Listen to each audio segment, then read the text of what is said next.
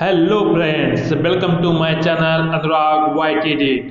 आज हम KVS exam के लिए हिंदी विषय को पढ़ाने वाले हैं, जो कि हिंदी सब्जेक्ट 30 नंबर का KVS एग्जाम में पूछा जाएगा। पहला टॉपिक है हमारा ध्वनि व हिंदी वर्णमाला व वर्णक्रम से संबंधित इंपॉर्टेंट क्वेश्चन। पहला क्वेश्चन है, शब्द की सबसे छोटी इकाई क्या कहलाती है? ऑप्शन ए स्वर, ऑप्शन बी वर्ण, ऑप्शन सी व्यंजन या ऑप्शन डी अयोगवाग। तो शब्द की सबसे छोटी इकाई कहलाती है वर्ण। अब इससे कुछ इंपॉर्टेंट पॉइंट। शब्द या भाषा की सबसे छोटी इकाई वर्ण या ध्वनि कहलाती है। हिंदी में कुल 52 वर्ण होते हैं।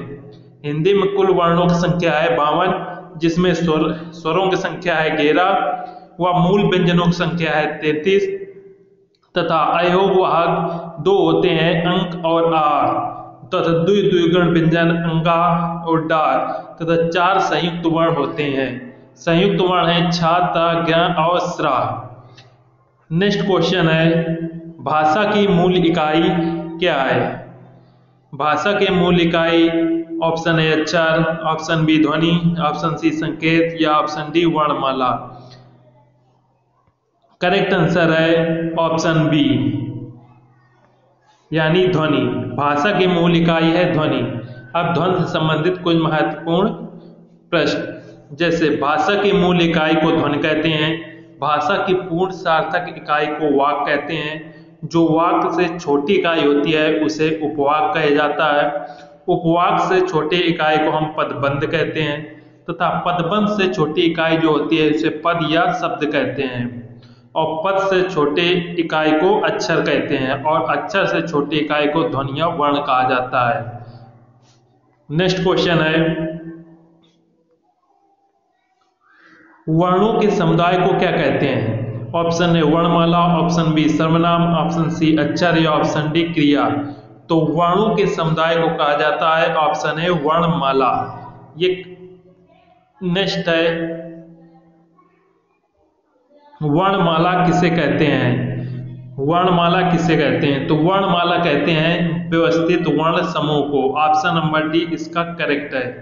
व्यवस्थित वर्ण समूह को वर्णमाला कहते हैं। हिंदी वर्णमाला में कुल वर्णों की संख्या है 52, जिसमें स्वरों की संख्या है 11 तथा मूल व्यंजनों की संख्या है 33। ये इंपॉर्टेंट पॉइंट है कुछ। नेक्स्ट है, हिंदी भाषा के कुल वर्ण लिपियां कितनी है? तो हिंदी भाषा के कुल वर्ण लिपियां हैं 52। अब इसको विस्तार रूप से देखेंगे।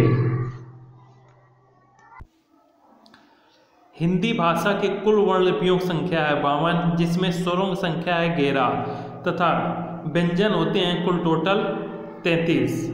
व्यंजनों की संख्या है 33 व अंतःस्थ व्यंजन होते हैं या, रा, ला, वा, जिनकी संख्या है 4। ऊष्म व्यंजन होते हैं स, स, स, हा, जिनकी संख्या है 4। नेक्स्ट क्वेश्चन, और इसके कुछ इंपॉर्टेंट पॉइंट हैं, जैसे संयुक्त व्यंजन कितने होते हैं? संयुक्त व्यंजन की संख्या होती है 4। संयुक्त व्यंजन कौन कौन से होते हैं? छा, ता, ज्ञ और ऋषि। अयोगवाग की संख्या है 2 तथा द्विगुण व्यंजन की संख्या है 2। इस प्रकार से कुल टोटल वर्णों की संख्या हो गई 52। नेक्स्ट है क्वेश्चन, हिंदी में ध्वनियाँ कितने प्रकार की होती हैं? तो हिंदी में ध्वनियाँ 2 प्रकार की होती हैं। पहले होती है स्वर, दूसरी व्यंजन। ध्वनियों के प्रकार हो गए 2, पहले स्वर दूसरा व्यंजन। अब स्वतंत्र रूप से जो उच्चारित होने वाले वर्ण होते हैं उन्हें स्वर कहते हैं, तथा जो स्वरों के सहायता से बोले जाते हैं वर्ण उन्हें हम व्यंजन कहते हैं। व्यंजन की संख्या होती है 33 और स्वर की संख्या होती है 11। नेक्स्ट क्वेश्चन है, वर्णों के कितने भेद होते हैं? तो वर्ण के 2 भेद होते हैं। पहला होता है स्वर और दूसरे होते हैं व्यंजन। नेक्स्ट है, जिनका उच्चारण स्वतंत्रता से होता है और जो व्यंजन के उच्चारण में सहायक होते हैं उसे कहते हैं। ऑप्शन ए संज्ञा, ऑप्शन बी स्वर, ऑप्शन सी व्यंजन या ऑप्शन डी विसर्ग। तो जिनका उच्चारण स्वतंत्रता से होता है और जो व्यंजन के उच्चारण में सहायक होते हैं उन्हें कहा जाता है स्वर। नेक्स्ट है, जिन वर्णों का उच्चारण स्वतंत्र होता है उन्हें क्या कहते हैं? उन्हें हम स्वर कहते हैं। नेक्स्ट क्वेश्चन, हिंदी वर्णमाला में स्वरों की संख्या कितनी है? हिंदी वर्णमाला की में स्वरों की संख्या है 11 और व्यंजनों की संख्या है 33। ये स्वर हो गए 11 जो ये दिए हुए हैं। नेक्स्ट है, निम्नलिखित में कौन स्वर नहीं है? Option A, option B, option C या ऑप्शन डी। तो ऑप्शन ए, बी, सी ये सभी स्वर हैं, जबकि ऑप्शन डी स्वर नहीं है। नेक्स्ट क्वेश्चन है कौन स्वर नहीं है? इनमें से हमें स्वर पहचानना है कि जो स्वर नहीं है। तो जो ऑप्शन डी है बा, वो स्वर नहीं है। नेक्स्ट क्वेश्चन, निम्नलिखित में से कौन सा मूल दीर्घ स्वर नहीं है? Option A, option B, option C या ऑप्शन डी। तो जो मूल दीर्घ स्वर नहीं है वो है ऑप्शन डी, ये मूल दीर्घ स्वर नहीं है। और बाकी बड़ा, बड़ी ई और बड़ा ऊ ये सभी जो हैं ये मूल दीर्घ स्वर हैं। अब दीर्घ स्वरों से संबंधित कुछ इंपॉर्टेंट पॉइंट। स्वतंत्र रूप से उच्चारित वर्ण, जो स्वतंत्र रूप से बोले जाते हैं उन्हें स्वर कहते हैं। हिंदी वर्णमाला में स्वरों की संख्या होती है 11। स्वर को 3 भागों में विभाजित किया गया है। पहला है हस्त स्वर, दूसरा है दीर्घ स्वर और तीसरा संयुक्त स्वर। हस्त स्वर किन्हें कहते हैं? जिन स्वरों की उत्पत्ति दूसरे स्वरों से न होकर स्वतंत्र रूप से होती है वो हस्त स्वर कहलाते हैं। अर्थात जो स्वतंत्र रूप से जिनकी उत्पत्ति हुई है वो हस्त स्वर कहलाते हैं। हस्त स्वरों की संख्या होती है 4। हस्त स्वर को हम मूल स्वर भी कहते हैं। ये मूल स्वरों की संख्या भी 4, ये हैं आ, ई, उ और ऋषि। ये हो गए हमारे मूल स्वर या इन्हें हस्त स्वर भी कहते हैं। नेक्स्ट है दीर्घ स्वर। 2 समान मूल स्वरों के योग से निर्मित स्वर दीर्घ स्वर कहलाते हैं। दीर्घ स्वर हैं आ, ई, उ, ये मूल दीर्घ स्वर कहलाते हैं। नेक्स्ट है संयुक्त स्वर किन्हें कहते हैं? जब 2 असमान स्वर परस्पर जुड़ते हैं तो उनको योग से संयुक्त स्वरों का निर्माण होता है। अर्थात जब 2 असमान स्वर, जैसे ए ये एक संयुक्त स्वर है, ए बना है आ धन ई से, तो इन्हें हम संयुक्त स्वर कहते हैं। यानी 2 आ और ई ये असमान स्वर हो गए, इनको जोड़ दिया गया तो ए बन गया। संयुक्त स्वर है ए, ओ और औ, ये हमारे संयुक्त स्वर हो गए। नेक्स्ट, अब स्वरों संबंधित कुछ क्वेश्चन, जैसे दीर्घ स्वर किन्हें कहते हैं? दीर्घ स्वर इनमें से हमें पहचानना है ऑप्शन ए या ऑप्शन बी या ऑप्शन सी या ऑप्शन डी। तो जो ऑप्शन बी है बड़ी ई, ये एक दीर्घ स्वर है। ए, ये दोनों संयुक्त स्वर हो गए, ये हस्त स्वर, ये इसे मूल स्वर कहते हैं। नेक्स्ट, निम्न में से दीर्घ स्वर कौन सा नहीं है? कौन सा है? Option A, option B, option C या ऑप्शन डी। तो दीर्घ स्वर कौन सा है इनमें? तो ऑप्शन ए दीर्घ स्वर है। ए, ओ ये सभी क्या हैं? ये सभी तीनों संयुक्त स्वर के अंतर्गत आएंगे।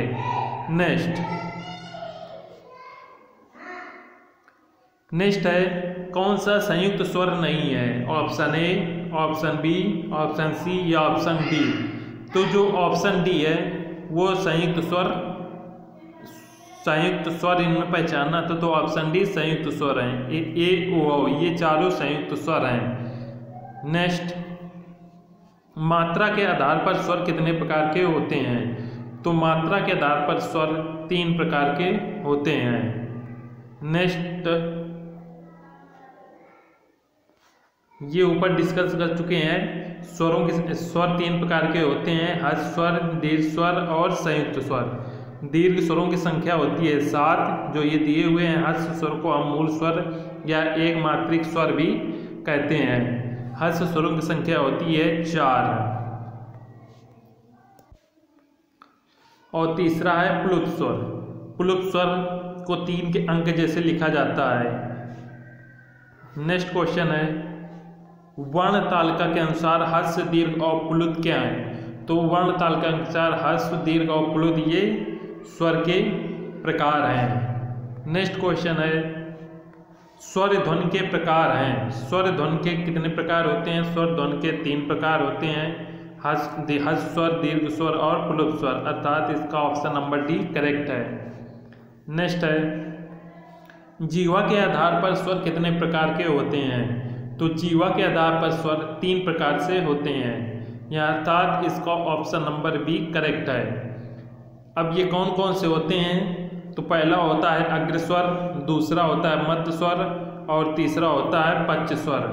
ये सभी जीवा के आधार पर स्वर के प्रकार हो गए 3 जीवा के आधार पर, अग्रस्वर, मध्य स्वर और पश्च स्वर। अब इनके बारे में थोड़ा डिस्कस करेंगे। अग्रस्वर किन्हें कहते हैं? जिन स्वरों के उच्चारण में जीवा का अग्रभाग सक्रिय रहता है उन्हें अग्रस्वर कहते हैं। अग्रस्वर होते हैं 4, जिन्हें ई, ए, ऐ, ये सभी अग्रस्वर हैं। अग्रस्वर याद कैसे रखेंगे? इसकी ट्रिक होती है आ, ई, ए।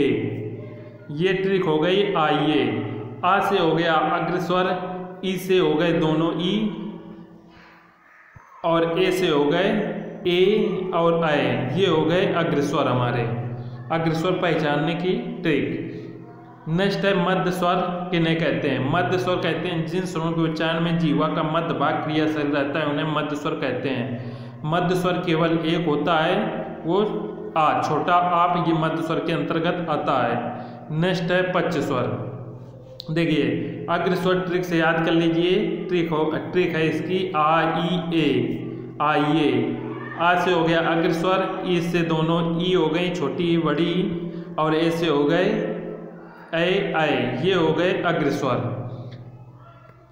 अग्रस्वर ये हो गए, मध्य स्वर हो गया आ, और जितने भी अब बचे स्वर वो सभी किस में चले गए? वो चले गए पश्च स्वर में। जैसे आ, उ, ओ, औ, ये सभी हो गए पश्च स्वर के अंतर्गत। नेक्स्ट है अर्धविवृत स्वर किन्हें कहते हैं? अर्धविवृत स्वर इनमें से है ऑप्शन नंबर बी। अब अर्धविवृत स्वर या मुख द्वार के आधार पर स्वरों के कितने प्रकार होते हैं उनके बारे में पढ़ेंगे। जैसे मुख द्वार के आधार पर स्वर के 4 प्रकार होते हैं। पहला हो गया विवृत स्वर, दूसरा हो गया अर्धविवृत, तीसरा अर्धसंवृत, चौथा संवृत। इन्हें हम डिस्कस करेंगे। पहला है विवृत। विवृत का अर्थ हुआ है जिसका मुख उच्चारण करते समय हमारा मुख पूरी तरीके से खुल जाए। जैसे हो गया आ का जब उच्चारण करते हैं तो हमारा मुख पूर्णतया खुल जाता है, तो आ आता है विवृत के अंतर्गत। अब है अर्धविवृत। अर्धविवृत हो गया जिन स्वरों के उच्चारण में मुख द्वार आधा खुलता है, जैसे आ, ए, आ, औ, ये 4 होते हैं अर्धविवृत के अंतर्गत आते हैं। उसके बाद है अर्धसंवृत। अर्धसंवृत जिन स्वरों के उच्चारण में मुख द्वार आधा बंद रहता है उन्हें अर्धसंवृत कहते हैं। ये होते हैं ए, ओ। तो अर्धसंवृत कैसे याद रखेंगे? इनकी ट्रिक, इनको उल्टा पढ़िए, यानी ओ, ए, ओ, ए। ओ, ए जब इन्हें पढ़ेंगे तो जल्दी याद हो जाएंगे। ओ, ए। अर्धसंवृत की ट्रिक हो गई ओ, ए। ओ से हो गया ओ, ए से हो गया ए, ओ, ए, ये दो जो अक्षर हो गए ये अर्धसंवृत के अंतर्गत आते हैं। अब संवृत स्वर। संवृत उन्हें कहते हैं जिनका उच्चारण करते समय मुख पूर्णतया बंद हो जाता है, जैसे ई, उ। तो इनको याद करने की ट्रिक है छोटी सी, उ, ई, उई। उई के अंतर्गत जो सभी अक्षर हो गए वो संवृत स्वर के अंतर्गत आएंगे। जैसे उ से हो गए छोटा उ, बड़ा उ, और ई से हो गई छोटी ई और बड़ी ई। ये दोनों जो होते हैं ये संवृत के अंतर्गत आएंगे। संवृत के अंतर्गत हो ट्रिक हो गई उई, उई, ये हो गए उ और ई, ये हो गए संवृत स्वर के अंतर्गत। अर्धसंवृत में आएंगे ओए, ओए ट्रिक ये हो गए। और अर्धविवृत और विवृत के सभी देख लीजिए। नेक्स्ट है, जिन ध्वनि केवल मुख से निकलती है उन्हें क्या कहते हैं? जिनकी ध्वनि केवल मुख से निकलती है उन्हें वृत्ताकार स्वर, समृद्ध स्वर, अनुनासिक स्वर या निर्नुनासिक स्वर। तो इसका करेक्ट आंसर है ऑप्शन नंबर डी, यानी निर्नुनासिक स्वर। जिन ध्वनि केवल मुख से निकलती है उन्हें निर्नुनासिक स्वर कहते हैं। अब ये निर्नुनासिक स्वर क्या होते हैं इनके बारे में पढ़ेंगे। जिनकी ध्वनि केवल मुख से निकलती है उन्हें निर्नुनासिक स्वर कहते हैं। अनुनासिक स्वर होते हैं यानी कि किसी भी वर्ग का पंचम अक्षर जो होता है उन्हें अनुनासिक स्वर कहते हैं। जैसे अंगा, इया, ना, ना, मा, ये हो गए किसी वर्ग के पंचम अक्षर को अनुनासिक स्वर के अंतर्गत आते हैं, जिनका उच्चारण मुख के साथ साथ नाक से भी निकलती है। अनुनासिक स्वरों का जो उच्चारण होता है मुख के साथ साथ नाक से भी इनकी उच्चारण होता है। अब वृत्ताकार स्वर किन्हें कहते हैं? जिनके उच्चारण में होठों का आकार गोल हो जाता है या वृत्त के आकार का हो जाता है उन्हें वृत्ताकार स्वर कहते हैं। जैसे उ, ओ, आओ और आ, ये वृत्ताकार के अंतर्गत आते हैं। वृत्ताकार के अंतर्गत और समृद्ध स्वर को उच्चारण में मुख द्वार लगभग बंद हो जाता है। ये पीछे पढ़ चुके हैं। समृद्ध स्वर की ट्रिक है उई, उ से दोनों उ हो गए, ई से दोनों ई हो गए, तो ये आ गए समृद्ध स्वर के अंतर्गत। नेक्स्ट है, भाषा विज्ञान की दृष्टि में उ किस प्रकार का स्वर है? ऑप्शन ए पक्ष विवृत, ऑप्शन बी अग्र संवृत, ऑप्शन सी अग्र विवृत या ऑप्शन डी पक्ष विवृत। तो जो भाषा उ का जो स्वर है वो आता है पक्ष संवृत के अंतर्गत। जो उ ये दोनों होते हैं ये आते हैं पक्ष संवृत के अंतर्गत। नेक्स्ट है, ओठों की आकृति के आधार पर निम्नलिखित में कौन अवृत्तमुखी स्वर है? होठों के आधार पर स्वर के दो प्रकार के होते हैं। पहले होता है वृत्तमुखी, दूसरा अवृत्तमुखी। यह इन्हें वृत्ताकार स्वर कहते हैं, इन्हें अवृत्ताकार स्वर कहते हैं। तो वृत्तमुखी के अंतर्गत आते हैं जिनको उच्चारण करते समय स्वर वृत्त या गोल हो जाए, ओठों का आकार गोलाकार हो जाए। अवृत्तमुखी जिनका उच्चारण करते समय ओठों का आकार गोलाकार नहीं होता। तो ये वृत्तमुखी के अंतर्गत आएंगे।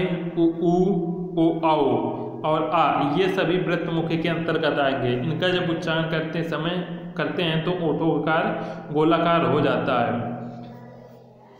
नेक्स्ट है अवृत्तमुखी, उन्हें कहते हैं जिनका उच्चारण करते समय होठों का आकार गोलाकार नहीं होता। इनके अंतर्गत आते हैं आ, ई, ए। इनका उच्चारण आप करके स्वयं देखिए, इनका जो होठों का आकार है वो गोलाकार नहीं होगा। तो जो इसका जो राइट ऑप्शन है वो होगा ऑप्शन नंबर ए, या ओ, उ। इनका उच्चारण करते समय हमारे ओठों का आकार गोलाकार होता है। ये इंपॉर्टेंट है, इन्हें जरूर याद कर लें। नेक्स्ट है, निम्न में कंठवर्ण कौन सा है? तो कंठवर्ण कौन से हैं? ऑप्शन ए या ऑप्शन बी, ऑप्शन सी या ऑप्शन डी। तो कंठवर्ण के अंतर्गत आते हैं आ और बड़ा, ये दोनों कंठवर्ण के अंतर्गत आते हैं, अर्थात इसका आंसर बी सही करेक्ट है। नेक्स्ट है,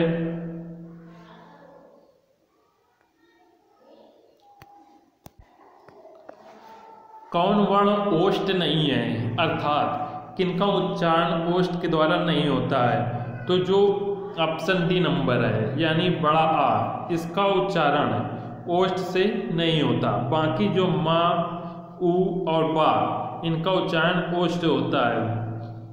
आ जो है इसका उच्चारण कंठ के द्वारा होता है। छोटा आ और बड़ा आ, ये दोनों का उच्चारण कंठ के माध्यम से होता है। बाकी ये सभी ओष्ठ के द्वारा उच्चारित किए जाते हैं। नेक्स्ट है, निम्न में ओष्ठ वर्ण कौन सा है? Option A, option B, option C या ऑप्शन डी। तो जो ओष्ठ वर्ण है वो है ऑप्शन नंबर डी, उ। इसमें जो आ और आ, ये दोनों कंठ के माध्यम से बोले जाते हैं। जबकि ऊ जो है ये ओष्ठ के माध्यम से बोला जाता है। अब इनके बारे में डिस्कस करेंगे। उच्चारण स्थान,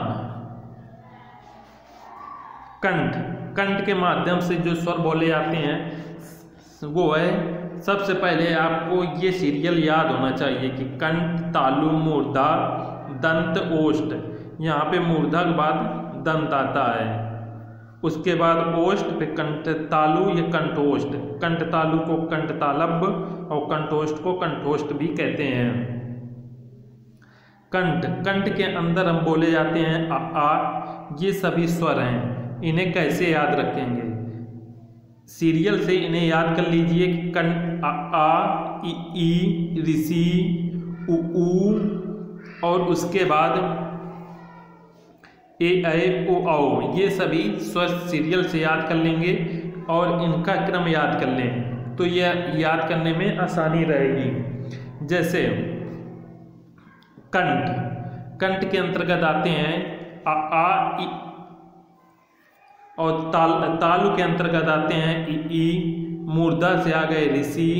ओष्ठ, ओष्ठ में देखिए ओ लगा हुआ है और इसका उच्चारण स्थान उ होता है, तो ये भी याद हम कर सकते हैं कि ओ उ। ओष्ठ से आ गए उ, और कंठ तालब। अब इन्हें कैसे याद करेंगे? ए जो बनता है, ए का निर्माण करते हैं आ, धन, ई से।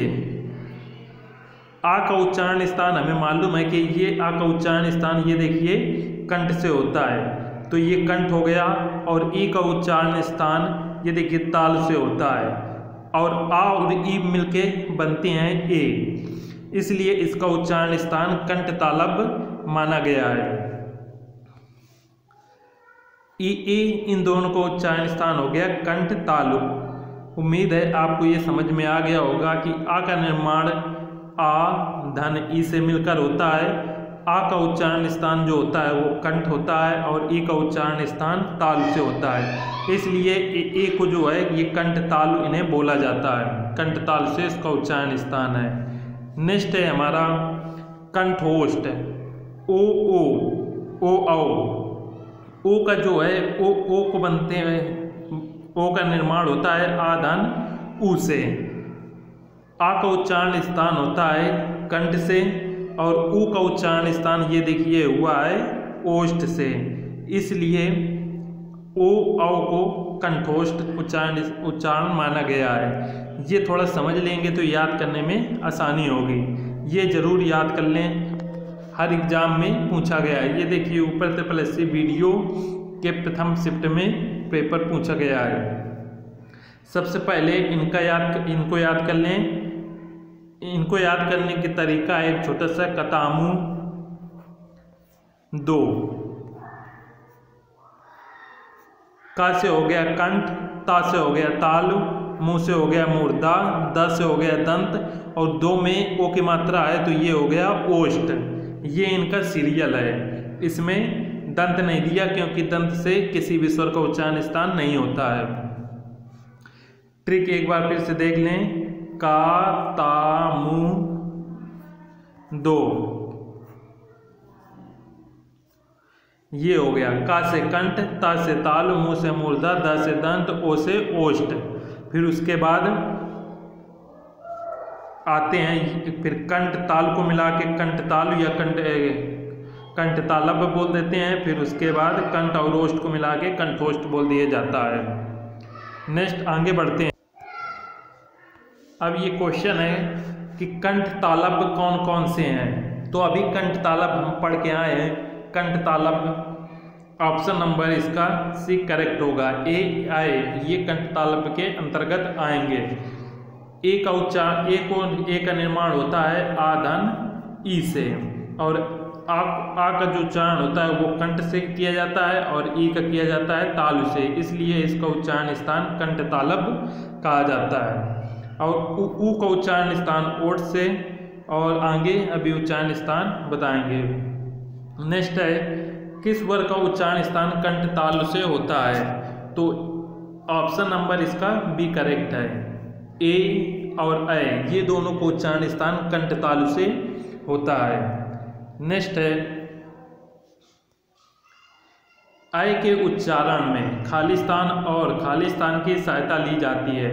तो अय के उच्चारण स्थान में किसकी सहायता से ये उच्चारित होता है?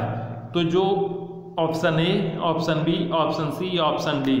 तो ऑप्शन सी देखो दिया है कंठ और कामा तालु, इनकी कंठ और तालु की सहायता से ए छोटा ए और अय इन दोनों को उच्चारण स्थान कंठ तालु से किया जाता है। नेक्स्ट है ओ औ किस प्रकार के वर्ण हैं? ऑप्शन ए तालव्य, ऑप्शन बी मूर्धन्य, ऑप्शन सी दंतोष्ठ या ऑप्शन डी कंठोष्ठ। तो ओ औ किस प्रकार के वर्ण हैं? देखिए ओ का निर्माण हुआ है आ धन उ से, और छोटा आ का जो उच्चारण स्थान होता है वो कंठ से होता है। ये याद कर लेना। तो यहाँ पे देखिए कंठ केवल ऑप्शन नंबर डी में दिया है, इसीलिए ये करेक्ट हो गया। और ऊ का जो उच्चारण स्थान होता है वो ओष्ठ से होता है। कंठ और ओष्ठ मिल जाते हैं जब आपस में, तो उन्हें बोला जाता है कंठोष्ठ। एक मिनट। तो इसका जो राइट आंसर होगा वो होगा ऑप्शन नंबर डी, कंठ ओष्ठ का ओ का उच्चारण स्थान किया जाता है। नेक्स्ट है ई चा छा जा जा इया आर का उच्चारण स्थान किससे होता है? ई और चा वर्ग के अंतर्गत ये सभी आते हैं, व्यंजन आते हैं, और ई इनका उच्चारण स्थान किससे होता है? तो देखिए सबसे पहले आता है स्वर में आ, जिनका उच्चारण स्थान किससे होता है? कंठ से। उसके बाद आते हैं ई का उच्चारण स्थान होता है तालु से। तो ये जो चा वर्ग के सभी अक्षर और ये इनका उच्चारण स्थान किससे होगा? तालव्य से। नेक्स्ट है वर्णमाला में कौन सा अक्षर पुल्लिंग नहीं है? ये यूपीएसआई में आया हुआ प्रश्न है। पहला ऑप्शन, दूसरा ऑप्शन या तीसरा ऑप्शन या चौथा ऑप्शन। तो कौन से पुल्लिंग नहीं है? तो जो ई होते हैं ये पुल्लिंग नहीं होते, इनमें स्त्रीलिंग शब्दों का निर्माण होता है। अब इन्हें पहचाने कैसे? ई जो होते हैं इनको देखो स्त्री में बड़ी की मात्रा लगी हुई है जो कि एक स्त्रीलिंग शब्द निर्माण कर रहा है, नदी, बालिका। इन दो अक्षरों से जो शब्द निर्माण होता है वो मोस्टली स्त्रीलिंग शब्द बनते हैं, इसलिए ये पुल्लिंग नहीं है। और बाकी जो दिए हुए हैं वो सभी पुल्लिंग हैं। नेक्स्ट है किस शब्द में ऋषि स्वर नहीं है? अब हमें पहचानना है कि ये जो शब्द दिए हुए इनमें ऋषि के स्वर का प्रयोग नहीं हुआ। पहली है कृपा, दूसरा कृष्ण, तीसरा दृष्टि, चौथा आज। तो देखिए कृपा में जब हम देखेंगे तो ये का के नीचे लगा हुआ है ऋषि स्वर, कृष्ण में क्री लगा है, दृष्टि में द्रि लगा है, जबकि आज में कोई ऋषि स्वर नहीं लगा हुआ है। अर्थात इसका जो ऑप्शन नंबर डी है वो करेक्ट है। ऑप्शन नंबर डी इसका करेक्ट ऑप्शन है, यानी कि आज जो है शब्द वो स्वर नहीं है। कृपा, कृष्ण, दृष्टि, इनमें सभी में ये देखिए ऋषि शब्द का प्रयोग, ऋषि अक्षर का प्रयोग हुआ है। नेक्स्ट है निम्नलिखित में कौन से शब्द में ऋषि की मात्रा का उपयोग हुआ है? अब बताना है किसमें ऋषि की मात्रा का प्रयोग हुआ है। Option A, option B, option C, option D. तो देखते ही हम पहचान जाएंगे जो ऑप्शन नंबर डी वृष्ट लिखा है इसमें हमें ऋषि शब्द का प्रयोग हुआ है। ये देखिए वीरी हुआ के नीचे लगा हुआ है। नेक्स्ट हमारा क्वेश्चन है निम्नलिखित में कौन से शब्द में अनुनासिकता है? अनुनासिक किन्हें कहते हैं? कि जिनका उच्चारण में वायु नाक से कम तथा मुख से अधिक निकलती है तथा हिंदी में विशेषता चंद्र बिंदु के रूप में दर्शाई जाती है। चंद्र बिंदु प्राय तत्पर रूप में प्रयोग किया जाता है। अर्थात अनुनासिक जो होते हैं इसमें सभी में इसका जो करेक्ट ऑप्शन डी दिया है, किंतु नेक्स्ट है एक से अधिक वर्णों के मेल को कहते हैं। तो जो एक से अधिक वर्ण मेल होते हैं उन्हें हम व्यंजन कहते हैं। इसका ऑप्शन नंबर सी करेक्ट है। नेक्स्ट क्वेश्चन, हिंदी वर्णमाला में व्यंजनों की संख्या कितनी है? ऑप्शन है 32, ऑप्शन बी 34, ऑप्शन सी 33 या ऑप्शन डी 36। तो हिंदी वर्णमाला में व्यंजनों की संख्या है ऑप्शन नंबर सी 33। व्यंजन कौन कौन से हैं? तो व्यंजन के अंतर्गत आते हैं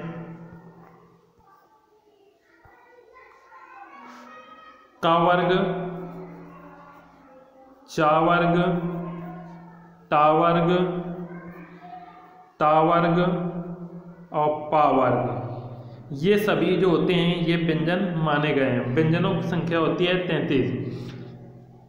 का वर्ग के अंतर्गत 5 वर्ण आते हैं, चा वर्ग के अंतर्गत 5 वर्ण, ऐसे टा ता पा ये सभी 5 वर्ण आते हैं। या रा लावा इन्हें हम कहते हैं अंतःस्थ व्यंजन। और स हा जो होते हैं इन्हें कहते हैं ऊष्म व्यंजन। ऊष्म व्यंजनों की संख्या होती है 4 और अंतःस्थ व्यंजनों की संख्या भी 4 होती है। नेक्स्ट है क्वेश्चन, निम्नलिखित में से कंठ ध्वनि कौन सी है? यानी कि वो ध्वनि पहचानना है जिनका उच्चारण कंठ से होता है। तो जो का वर्ग होता है, का वर्ग का उच्चारण स्थान कंठ वर्ग से होता है, अर्थात का और खा, का खा गा गा अंगा ये सभी कंठ ध्वनियाँ मानी जाती हैं। नेक्स्ट है, उच्चारण स्थान के आधार पर निम्नलिखित में कौन सा दंत है? यानी कि दंत से जिसका उच्चारण हुआ है उसे पहचानना है।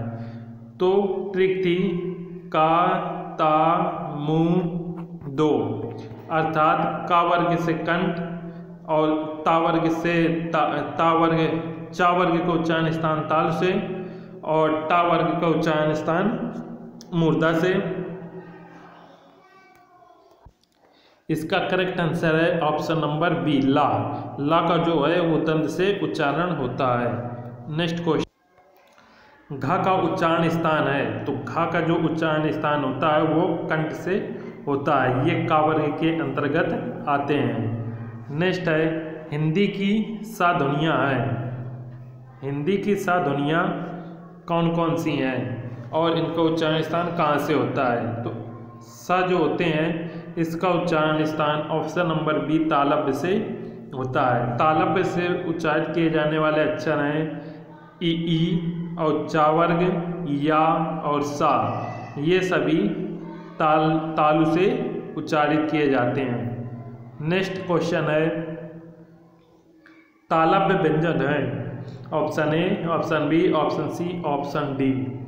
तो जो तालव्य व्यंजन है ताल से उच्चारित किए जाने होते हैं चा वर्ग। चा वर्ग के अंतर्गत जो आते हैं वह सभी ताल से उच्चारित किए जाते हैं, जो कि ऑप्शन नंबर बी करेक्ट है। नेक्स्ट क्वेश्चन, चा और छा वर्ण का उच्चारण स्थान कौन सा है?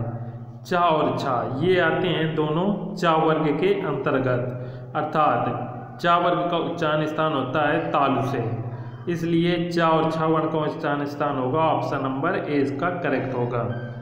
नेक्स्ट क्वेश्चन है, या का उच्चारण स्थान है option A, option B, option C, option D. अंतःस्थ व्यंजन 4 होती हैं, या, रा, ला, वा, जिनमें से जो या होता है उसका उच्चारण स्थान तालु से किया जाता है। ऑप्शन नंबर डी इसका करेक्ट है। नेक्स्ट है, निम्नलिखित में से ताल ध्वनि कौन सी है? तो ताल ध्वनि होती है सा। सा का उच्चारण स्थान तालु से किया जाता है। नेक्स्ट क्वेश्चन है, हिंदी की तालव्य ध्वनियाँ हैं, तो ताल से उच्चारित किए जाने वाले होते हैं जो चा वर्ग के अंतर्गत आते हैं, अर्थात इसका जो ऑप्शन नंबर ए है वो करेक्ट है। नेक्स्ट, सा का उच्चारण स्थान कहाँ से किया जाता है? कंठ से, तालु से, दंत से, मूर्धा से। जो सा का उच्चारण स्थान है वो होता है तालु से। नेक्स्ट क्वेश्चन नंबर 50 है, चा वर्ग ध्वनियाँ किस वर्ग में आती हैं? तो जो चा वर्ग ध्वनियाँ हैं वो हमारे तालु के अंतर्गत आती हैं। Option number C correct answer. Next question, अब उच्चारण संबंधित कुछ प्रमुख पॉइंट, जैसे कंठ, कंठ से उच्चारण किनका किनका होता है। तो पहले हमको ये सीरियल याद होना चाहिए। आप जिस प्रकार से इन्हें याद कर रखे हो, या इसकी और एक टिक है, इंग्लिश में इसे KTM 2,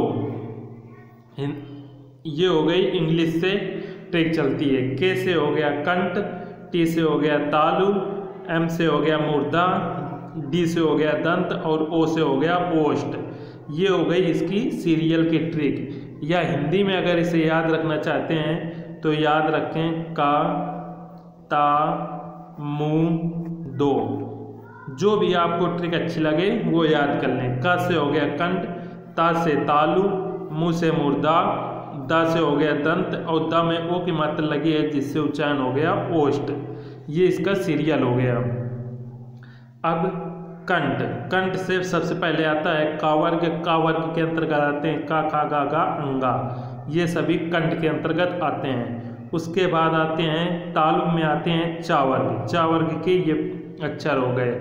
उसके बाद मुर्दा, मुर्दा में आते हैं टा वर्ग। टा वर्ग के अंतर्गत ये 5 अक्षर हो गए। दंत, दंत के अंतर्गत ता वर्ग के आते हैं, ये सभी हो गए। और ओष्ठ में आते हैं पा वर्ग के। ये सीरियल हो गए। पहले का वर्ग, फिर चा वर्ग, टा वर्ग, ता वर्ग और लास्ट में पा वर्ग। ये सीरियल याद रखेंगे तो कोई भी उच्चारण स्थान आएगा आप आसानी से पहचान सकते हैं। और इसका याद रखें कतामु 2 या KTM 2, इसका सीरियल हो गया। और ये हो गए इधर। अब उसके बाद का वर्ग के सभी वर्ग आ गए, प्लस जो विसर्ग होते हैं वो आते हैं कंठ में। और अब अंतःस्थ व्यंजन कैसे याद रखेंगे। अंतःस्थ व्यंजन होते हैं या, रा, ला, वा। तो इनकी एक क्रम से ये लिखे होते हैं। जो तालु होता है, ताल से अंतःस्थ व्यंजन का उच्चारण स्थान शुरू होता है। अर्थात पहले आता है या, फिर आता है रा, फिर आता है ला, और जो वा बचता है ये सबसे लास्ट में आता है दंतोष्ठ। ये एक ही वर्ण होता है जो दंतोष्ठ से उच्चारित किया जाता है। बाकी जो या, रा, ला हैं इनको सीरियल से याद कर लें। या, रा, ला, ये हो गए ताल, मुर्दा और दंत। कंठ छोड़ देंगे तो ये तीनों इसके अंतर्गत आ जाएंगे। उसके बाद आते हैं ऊष्म व्यंजन।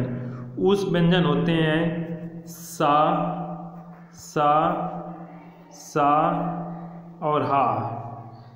तो ये आते हैं, इनका जो क्रम है ये उल्टा चलते हैं। देखिए पहले कंठ से आता है हा, ताल से सा, और इस सा का उच्चारण स्थान मुर्दा से, सा का उच्चारण स्थान दंत से। आई होप आप ये समझ गए होंगे। इसे ज़रूर याद करके रखें। एग्जाम में एक क्वेश्चन इससे ज़रूर आएगा KVS एग्जाम में। अब बात करते हैं स्पर्श व्यंजन की। स्पर्श व्यंजन की जो संख्या होती है वो होती है 25। अब ये स्पर्श व्यंजन के अंतर्गत कौन कौन से आते हैं। इसमें आता है का वर्ग, चा वर्ग, टा वर्ग, ता वर्ग, पा वर्ग। इसके 5 अक्षर, चा वर्ग के 5 अक्षर, टा वर्ग के 5 अक्षर, ता वर्ग के 5 अक्षर और पा वर्ग के 5 अक्षर। ये कुल टोटल हो गए 25। ये जरूर याद रखें। का वर्ग के अंतर्गत ये आते हैं, चा वर्ग के अंतर्गत ये 5 अक्षर, टा वर्ग, ता वर्ग, पा वर्ग के अंतर्गत ये सभी अक्षर आते हैं। और जो इनका उच्चारण स्थान होता है ये पहले का होता है KTM D O, यानी KTM 2, यानी कंठ, तालु, मुर्दा, दंत और ओष्ठ। और इसी के साथ जो वर्णमाला चैप्टर है उससे संबंधित सभी बहुविकल्पीय प्रश्नों को यहाँ पे कर लिया गया है। उम्मीद है आपको ये वीडियो पसंद आया हो गया। नेक्स्ट जो हमारा टॉपिक रहेगा वो रहेगा विराम चिन्ह। विराम चिन्ह से संबंधित सभी क्वेश्चन को नेक्स्ट वीडियो में हम सॉल्व करेंगे। KVS एग्जाम में जो हिंदी है वो 30 नंबर की पूछी जाएगी। और ये 30 नंबर यदि आप प्रैक्टिस अच्छे से करते हैं तो आप 30 में 30 जरूर ला सकते हैं KVS एग्जाम में। पिछले वर्ष के यदि आप पेपर देखेंगे तो हिंदी बहुत ही इजी पूछी गई है। उम्मीद है आगे भी ऐसी ही हिंदी आएगी। धन्यवाद। यदि आपका कोई क्वेश्चन में डाउट लगा हो तो कमेंट करके ज़रूर पूछें। Thank you.